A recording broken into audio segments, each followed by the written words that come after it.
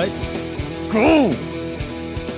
Yes, come on. UConn, what a win. What a fucking win. What an incredible effort. What an atmosphere. What a play call. What a shot. RJ Cole, my man. That's why I have the cold-blooded on today. Oh, we have so much to talk about from last night's win over Villanova. And I have a special segment at the end of the show from last night's After Dark that I recorded with Randolph Childress and Kevin Sweeney. Definitely need to play that for you guys. But first, the housekeeping. This is Top Dogs. This is the UConn podcast on the Field of 68 network. My name is Rob Doster, and we are coming off of what is definitively the best week of the UConn basketball season. In the last 6 days, the Huskies have knocked off Xavier. They've knocked off Seton Hall. And last night, they beat number 8 Villanova 71-69 in the Hartford Civic Center. And yes, I am always going to call it the Hartford Civic Center. They put themselves in a position right now UConn has put themselves in a position where a top 4 seed is not out of the question. Think about it like this. UConn right now is number 17 on KenPom. Right now, they are number 16 in the net. That's after beating Villanova. They were a 5 seed on Bracket Matrix before beating Villanova. They are right behind Texas and Alabama and Ohio State and Houston. And those are 4 teams that could end up falling off at some point down the stretch of the regular season. There is room to climb, and there are 3 winnable games, albeit tougher than you probably think, particularly with Creighton on the road.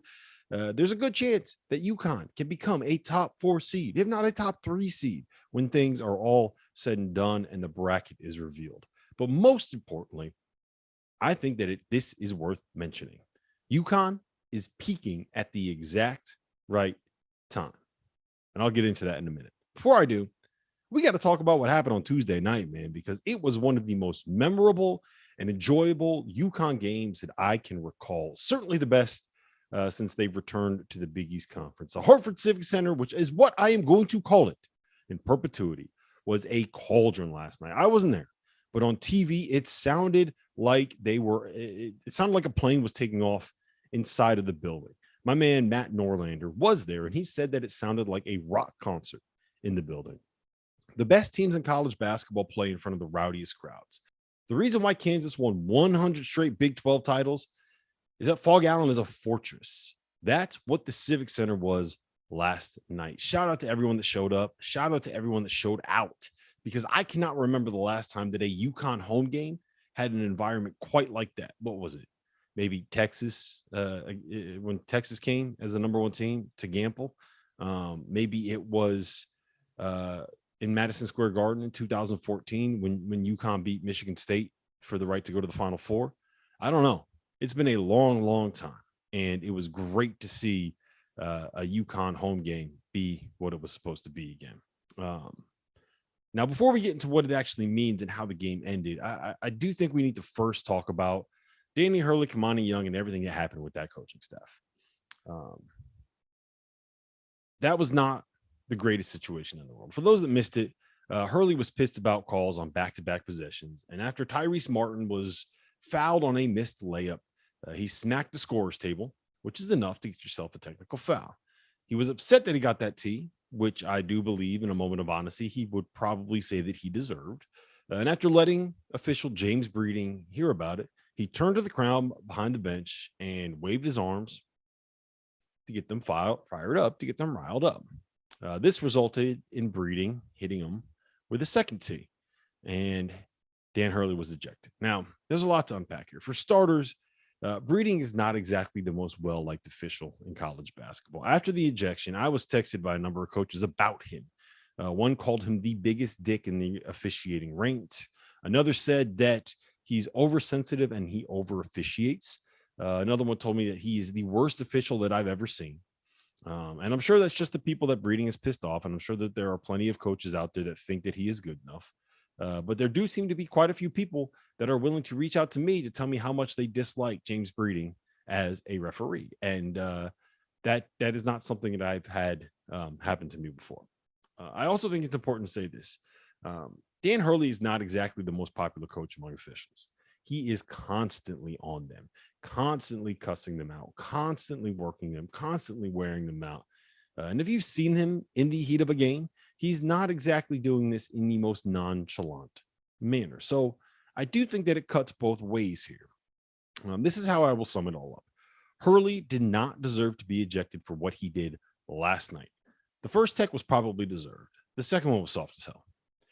But coaches and officials, they have a working relationship, right? You're going to see these guys over and over and over again. This was the fourth time that Breeding has refereed a UConn game this season. And I'm sure that at the end of a long and grinding season, he is tired of Dan Hurley's sideline antics. This ejection to me was a cumulative kind of a thing. In other words, Breeding said, I'm sick of your shit. Go home, Dan. Now, I think that's wrong. I think that officials should be above that.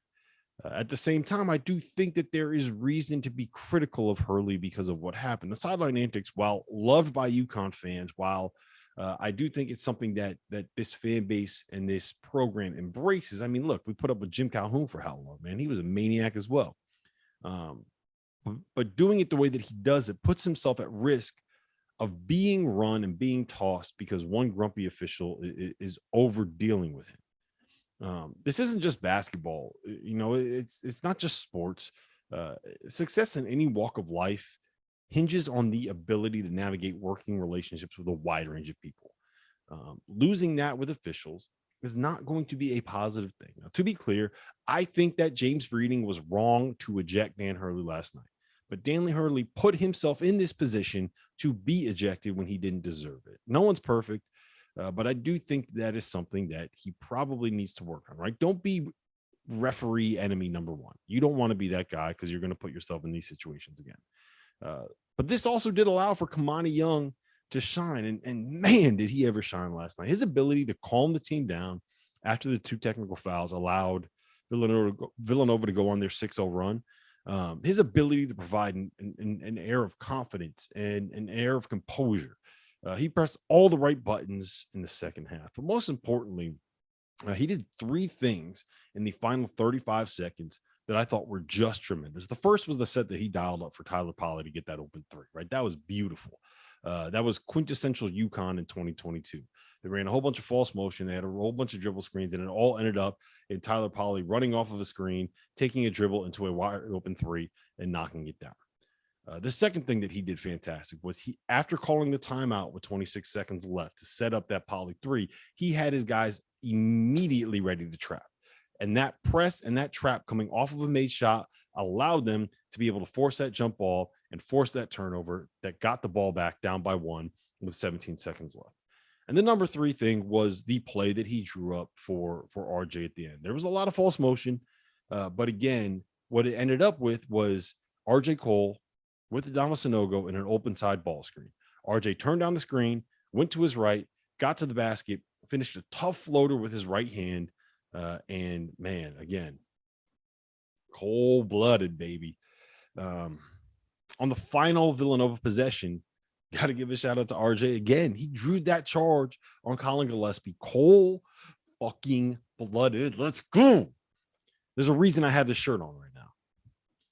And that leads me to my next point. Late game execution. It's not a secret at all that this is the issue that UConn has been dealing with all season long. The difference between UConn and Providence right now in this very moment, the reason why the Friars are in a position to win the Big East regular season title and why UConn is 3 games out of first place is late game execution. I don't need to rehash it. I don't want to go down that road. None of us needs that right now. This is a celebratory podcast, but I will say this. The Huskies found a way to dig out a win that they weren't supposed to win. They were supposed to lose this game, and that is what great teams do. They did it against St. John's last Sunday. They did it against Villanova on Tuesday. Some of that is definitely a result of confidence, right? It's a result of being able to execute in the moment. Some of that is just their shots at the end of a game went down these last 2 times that they had close games. Didn't go down the first couple times they played close games. Some of it is just dudes making plays, man. Like at the end of the day, RJ Cole made 3 huge plays in the final 20 seconds of that game. RJ Cole's a stud. Cold-blooded. I don't need to keep berating that point. But whatever it is and however you want to frame it, UConn did what they needed to do to get a win on Tuesday night. They won ugly. They got it done. That is what great teams do.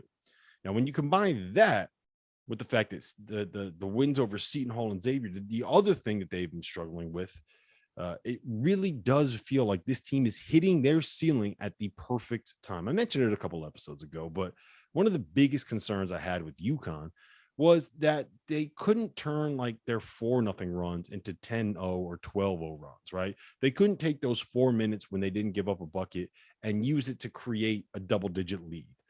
They couldn't turn a 3-point lead into a 13-point lead. They couldn't pull away from teams, which is why they found themselves in so many close games on the stretch against teams that aren't as talented or as good as them.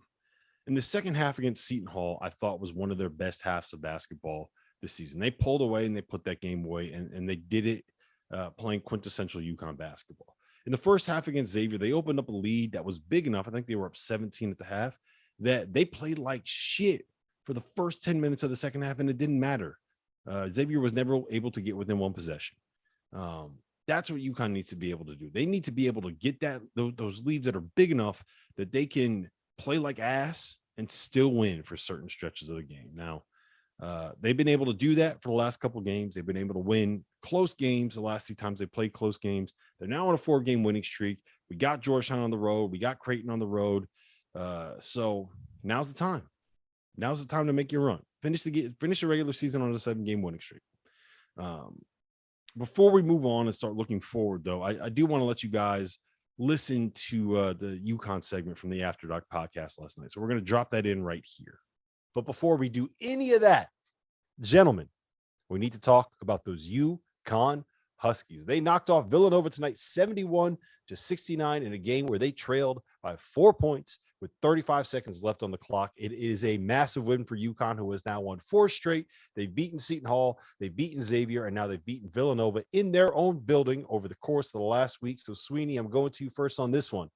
Is UConn going to run to the national title now? Is that's certified and locked in, right?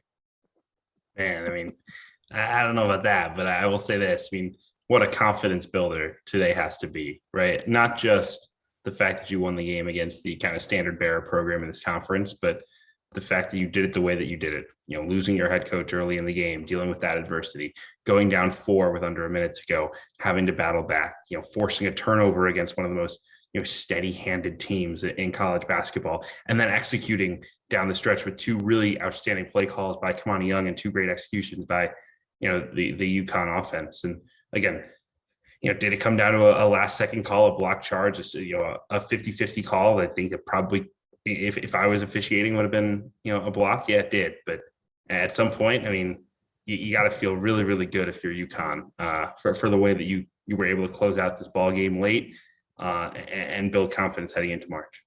Yeah. Randolph, let me ask you this. You've been an assistant coach. You've taken over games where your head coach was thrown out. How Kamani Young stepped into a situation, and what I was so impressed with was the composure and the confidence that he had to be able to settle his guys down. Like, Villanova went on a 6-0 run immediately thereafter Dan Hurley got his 2 technical fouls.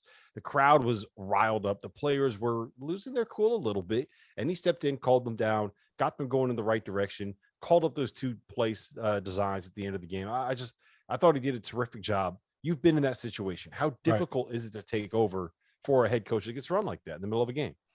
Oh, it's very difficult. I think the biggest thing you got to give him credit for is, like you said, he kept the team composed and just during the critical times of the game, late game, that tie-up was big. It was right in front of their bench. You can tell they were yelling at the guys not to foul. They had a trap going. So kudos to Kamani. I thought he stepped up tonight, and I'm not surprised. I think he's one of the next guys in line to get a head coaching job, and I think he just proved that much tonight. But that situation is really difficult because most times when that happens, the game's out of line. Like, most of the time, a coach gets his second technical when it's like, all right, we're getting the crap beat out of us. They want to get thrown out anyway at that point, and it just puts the game out of line. And for him to bring those guys back just shows how well coached they are, but definitely shows a lot about Kamani and how much of a up-and-coming coach and head coach he should be. All right, we're welcoming in all of the people that were listening to Kansas beat up on Kansas State. We're talking a little bit about UConn's win over Villanova. This is the Field of 68 After Dark. Rob Dawser, Kevin Sweeney, Randolph Childress. You mentioned the technical fouls that Dan Hurley got. I'm a little bit biased. People know this. I'm a UConn fan. I did not think that he deserved those technical fouls for what he did tonight. I think that was an accumulation of the fact that he may be a little bit, Dan Hurley may be a little bit grating on the officials when it comes to the way that he kind of treats them over the course of a season. And to me, this was James Breeding, who teed him up twice, basically saying, you know what, I'm done with you. It's the end of a long year. I'm done. Go in the showers. I don't want to deal with you anymore. I won't argue with that. It looked like it. I mean, I thought the second one, I didn't know a guy could get a technical foul for cheering his team cheering the crowd to come on. He does that kind of stuff all the time. I mean, just, talking loud and kind of pumping his crowd up. So he definitely he was a little fed up with him tonight. Yeah, I mean, I think the second technical is crazy, right? And it's frustrating that an official kind of takes it into his hands to do something like that in a game that means that much. But I also think the first technical's kind of on Danny Hurley, right? Like at some point, this is too important a game to be getting rung up, right? You can't afford to hand them 2 points. I mean, this game was decided by 2 points. Like, and this is not new for him, right? He's been in these spots before, and I just think there has to be a understanding of the moment and an understanding of when it's okay to go cross the line and maybe get rung to try to get your team fired up, and maybe when it's time to say, hey, look, we gotta lose the battle to win the war. And Kamani Young did an amazing job today, but you don't want to be in the spot of making your associate head coach win you ball games, right? Like this is, these are big games. These are season defining moments, and you want your head coach on the sideline, and he put himself in a bad position today.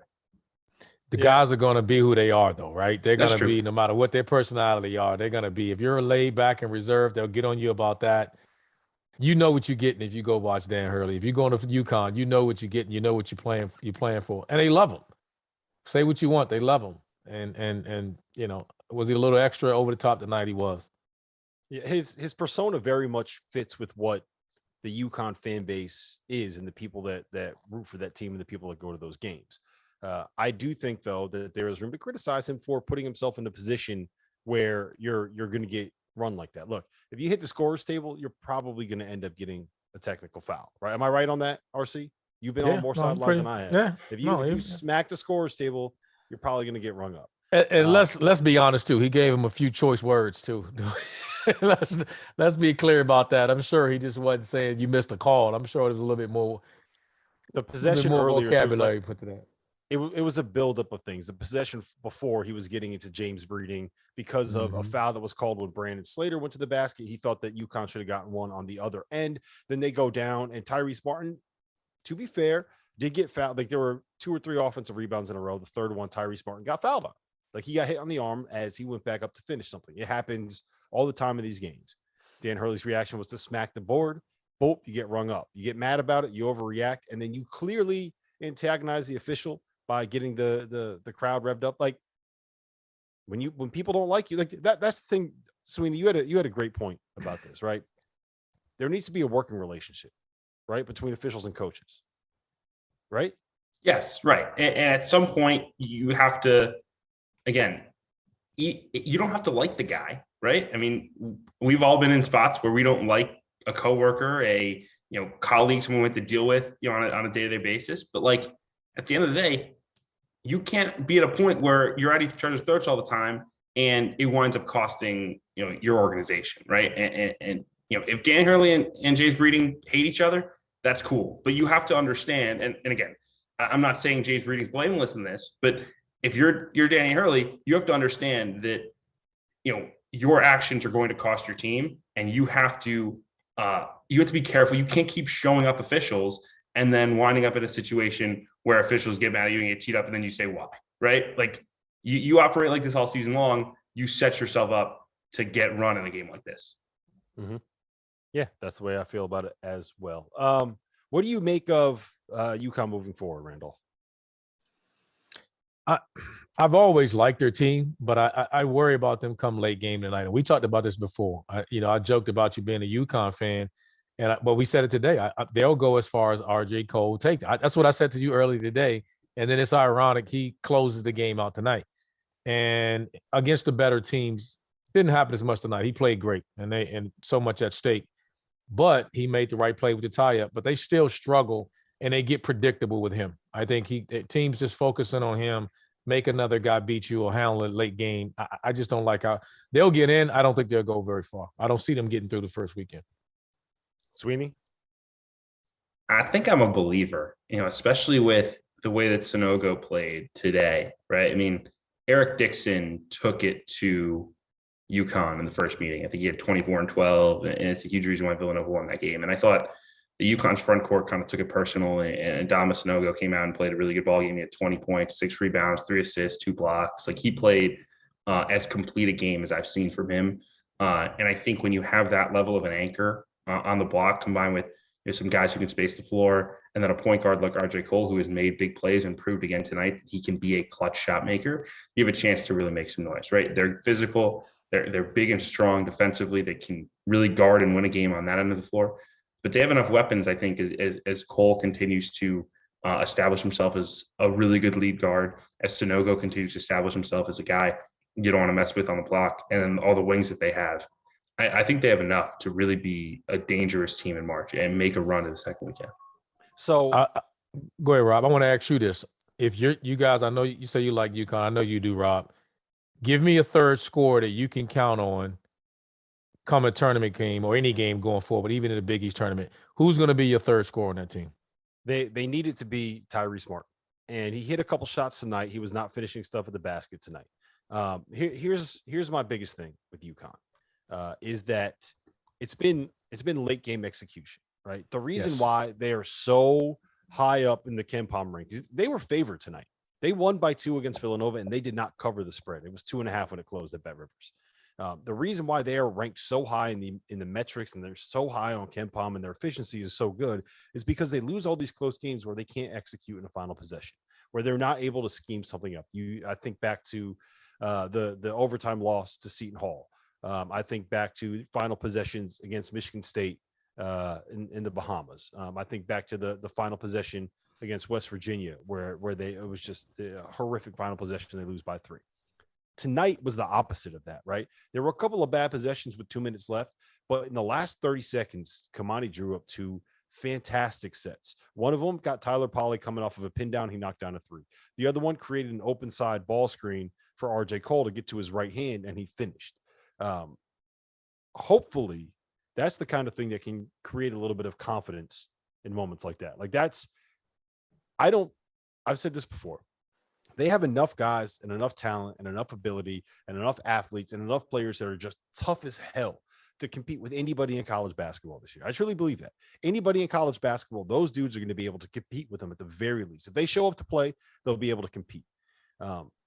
They win because they're going to either punk you on the glass, they're going to force turnovers, or they're going to make your life miserable defensively. That's when they're at their best, when they can take advantage of the fact that they have better physical tools than anybody else. They don't have a ton of guys that are great when it comes to feel, which kind of puts you in a situation where they run. I mean, RC, you watch it tonight, man. Like, they run set after set after set after set with counter after counter after everything is drawn up, everything's dialed up. They don't have a ton of guys that just play. And I think what happens when you get to a final possession, you need to create offense out of sets. And it's much more difficult to do that when you have a set defense. Someone can throw a curveball at you, whatever it is. So seeing them actually be able to make plays in the clutch in a final moment is the kind of thing I think is a difference maker for this group, because they're going to be in every game that they show up to play. And I can't imagine an NCAA tournament game where they don't show up to play. And seeing them do that tonight is a very, very, very good sign, I think, moving forward. The only thing I'll say again, and I'll say this about that team, is RJ Cole got it done tonight to close it for him. The concern I have is when people are scheming, saying, I'm not going to let RJ Cole beat me. And that's the same thing we're talking about. You said several times in those late games. Providence game was that way. We talked about that after the Providence game. Providence maybe pulled away at the very end, but that was a really close game. Nobody really, I'll say this, no one else seemed to want the ball when it matters. Exactly. And he's just chasing it and he's going to get it. It just makes it more predictable. If one of these other guards or someone else steps up and just shows they want the ball, they don't have to be a playmaker. Just show you want it, like, and step up and take shots, then this team can go far. But I've seen it too many times, and that's my only concern with them of doing real damage in the tournament or even the Big East tournament for that matter. Now, the question moving forward for the Huskies is whether or not they can build on this, right? I think Sunday might be the biggest trap game in the history of trap games for the Huskies. UConn goes from winning an absolute thriller at home in one of the best environments that we've seen in the state of Connecticut this decade to playing a rival on the road that happens to be winless in league play with a road game, a revenge game at Creighton coming up on the horizon next week. It has all the makings of a trap game. This is exactly the kind of game that you overlook. This is exactly the kind of game that you don't get up for. UConn needs to get up for it. We've seen what they are when they don't show up ready to play. It's not a pretty sight. Show up ready to play on Sunday. And look, it's not just the trap game, man. Playing at Creighton, that team has figured some things out this year. They are the best defensive team in the Big East, full stop. The best defensive team in the Big East. They have two guys on that team that can win a game on their own, and Ryan Hawkins and Ryan Nembhard. They have a rim protector at the 5 and Ryan Kalkbrenner that allows them to get out and pressure on the perimeter. They have a guy in Kalkbrenner that can kind of take away what Adama Snogo wants to do. And they play in an arena that holds 17,000 crazy Nebraskans in it. They have a coach that is one of the best in the league. There is a reason why Creighton right now is tied with UConn for 3rd place in the Big East regular season standings. That said, I also don't think it would be the worst thing in the world if they lost, right? The winning the Big East tournament is the priority for us if we're going to win something in the Big East this season. Finishing 4th means that we likely end up getting Providence in the semis instead of Villanova in the semis. There's going to be a war in the Garden, however it shakes out, but I don't think it's the worst thing in the world if we don't see Villanova potentially until the title game. Give one other team a chance to knock them off in the Garden before we have to face them. It's not terrible, but that's neither here or there because UConn just landed the biggest win for this program since Shabazz Napier beat Kentucky in April of 2014, since they won their 4th national title. You know, I always go back to this. Dan Hurley said this a couple of years ago. You better get us now because it's coming. Guess what? It's here now.